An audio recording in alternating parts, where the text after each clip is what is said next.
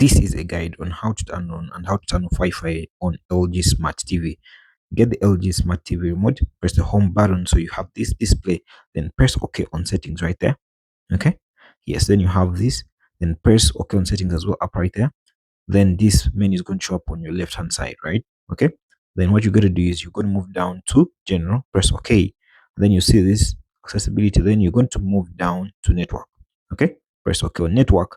And then this will actually show up. Use the TV remote to move down to the Wi-Fi connection down.